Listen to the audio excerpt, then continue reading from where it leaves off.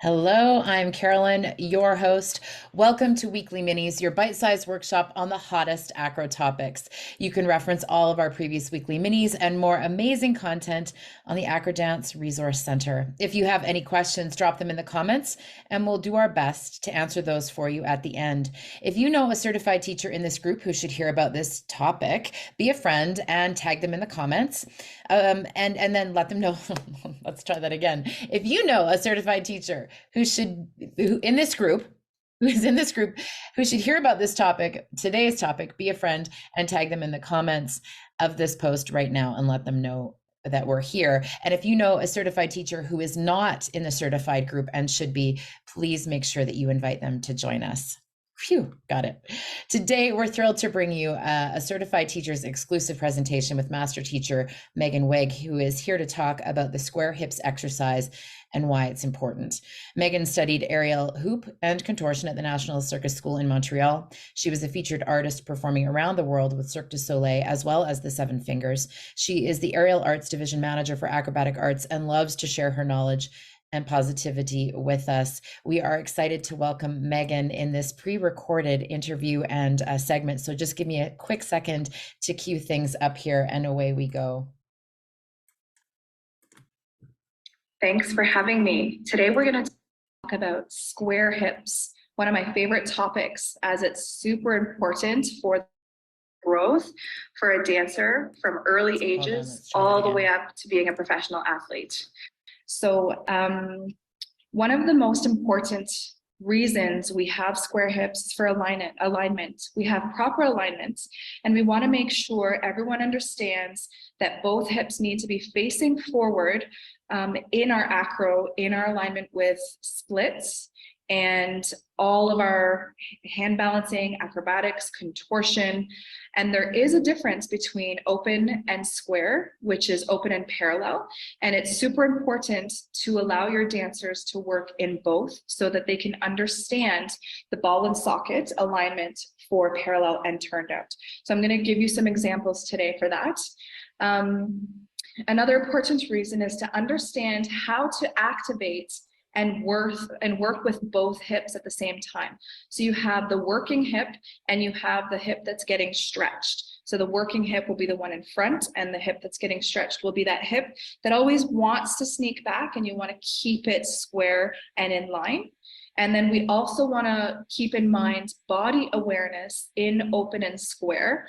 And that's something I just talked about with naturally ballerinas are always working in turnout. And most ballerinas find it difficult to feel parallel. Sometimes we feel like we're turned in when we're parallel because we work in turnout so much. But it's really important for a balance. It's like balancing your left side and your right side. We want to always work both sides. It's also important to work parallel and turned out. And we just want to reiterate feeling the importance of having your hips understanding so that the dancer can feel what it feels like to be both of them facing forward, and understanding if one is not in line and if the other one's not in line. So I'm going to bring in some demonstrators right now just to show you how I would explain alignment to students in a class when we're working on parallel or pre-splits for the acrobatic arts syllabus. And then we'll go from there, continuing on into exercises with our splits. So let's welcome them on in. Come on in, dancers, and stand right in front of your block. And we're going to start with just a standing tendu exercise. So please put your right leg forward. And what I'm going to say is put your hands like this on each side of your hip so you can make sure they're facing forward. Now, can you over-exaggerate a slouch? So slouch in your leg and face on, yeah. Now I want you to really put weight on your supporting leg, fix your alignment, pull up nice and tall, and draw a line to bring your leg back in to be super square with your hips. And now keep it like that, but now slouch on your legs so you're just sunk in. And that's also what happens with students. So we want to pull up nice and tall and then pull your leg in for your alignment. Good. Now let's do it on your left side, but face sideways so the audience can see us. So first, let's be super out of line. So Yeah, all cockeyed. Now tell me and show me how you're going to understand to pull your posture up and draw a line with that leg to come in to be super square. And then now do the other option where you sink in your hip, where we just pop our hip out and now pull up nice and tall and then square your hips out. Good. Now you're going to go down on one knee. We're going to put our right leg forward because our audience is here and we're facing that way. Grab your green block and put it to flat for 4 inches. Good. Now, put your hands on each side. Now, I want you to do a check. Is your back leg in line? Is your back heel in line with that leg? Good. Now, show me out of line. That back leg, just over exaggerated. That is another way that your hips will not be square. So let's correct it by fixing that back leg. And students do have ouchy knees and it's normal. So just give a little bit of compassion and care and allow them to be on a mat or fold up a sweater or extra padding so their knee can be padded. Because we want to take away any extra uncomfort so that they can really work on feeling super natural and comfortable. Now from here, just do 3 push-ups. 1, 2, 3. Now notice Maya, the one over here, as soon as she went down, her hip opened.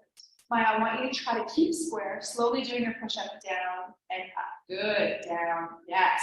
So I'm challenging them without telling them on their square hips right now. Now show me unsquare hips. So poke your tail to me as if you're a little puppy dog, poke your tail to me. Now, can you correct it without me correcting you? Bring your leg in line and square your hips. There you go. Now do unsquare again. And then square. Good. So it's very important that the student understands how to autocorrect themselves, which is meaning they understand both hips being forward. Now, can you guys go into your pre-split at 4 inches? So the block that we have here is our standard block measuring for the Acrobatic Arts syllabus. And this is our 4-inch block. And the goal is just to be a measurement tool for us. So basically we say pop our front hip on it and put your hands on the ground and continue to adjust yourself so your back hip doesn't open too much and you stay square, keeping your body in line. Good. Now from here, let's say they're flat or they're not flat. Try 1 push-up down, keeping your square hips. Good. So this is just teachers a tip for you to see. Miss Meaghan likes to do a push-up series for almost everything. And it's also to challenge them with endurance and flexibility, but also alignment. Okay, so now you guys can come out of it. Good. And then just sit on your knees and do a little bum against to massage your hips, exactly what we just did. Very good. Now, can you two grab your blocks and just step out of the way? We're going to work with Thea here, and we're going to try an oversplit.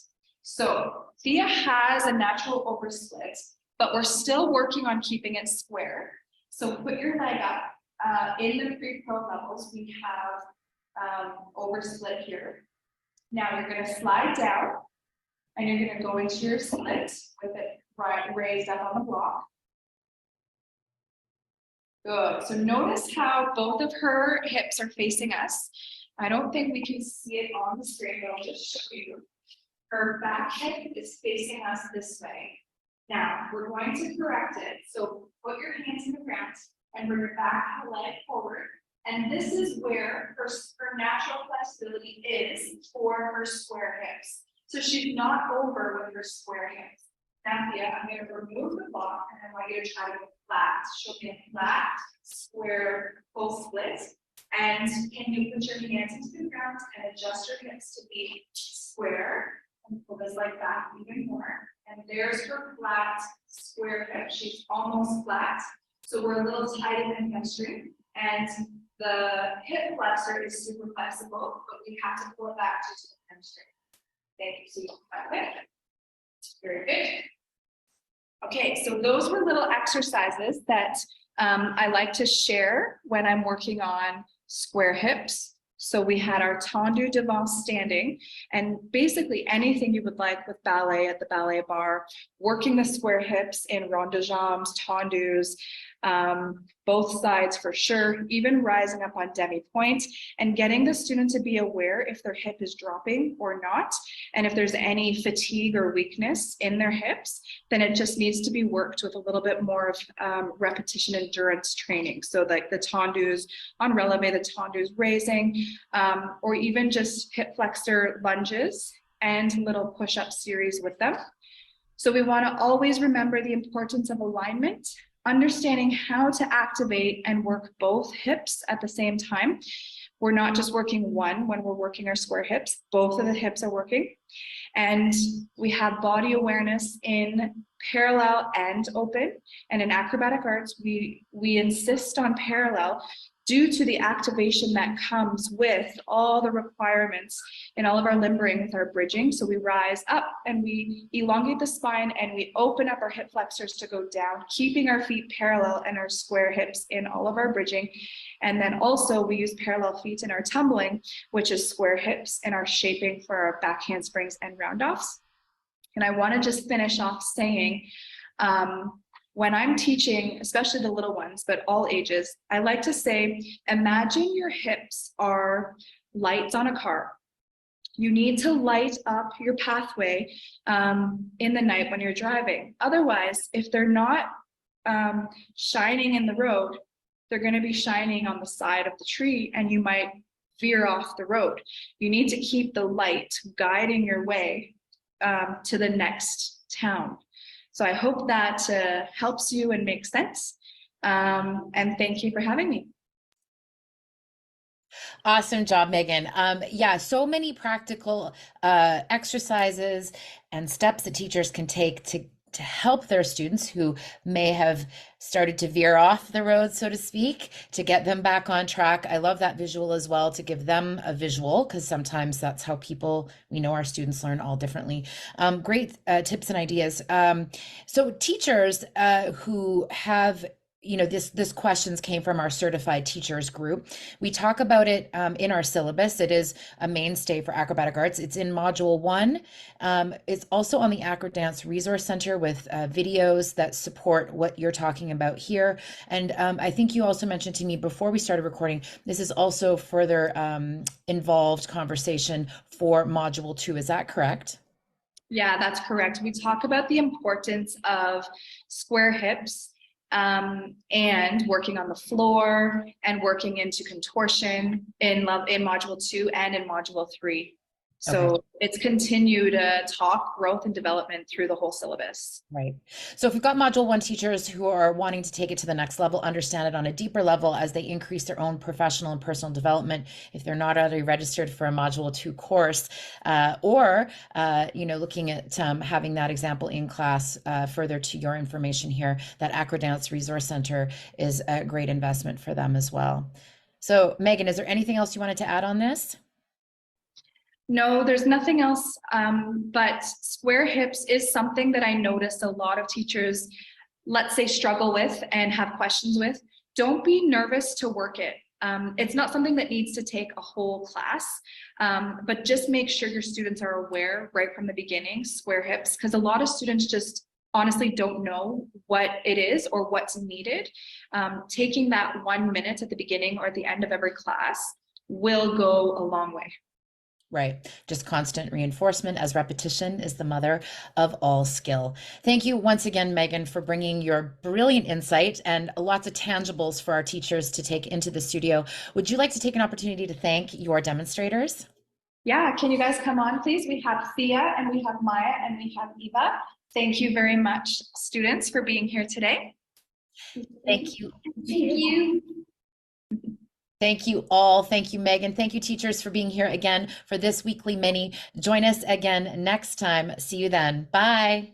Bye.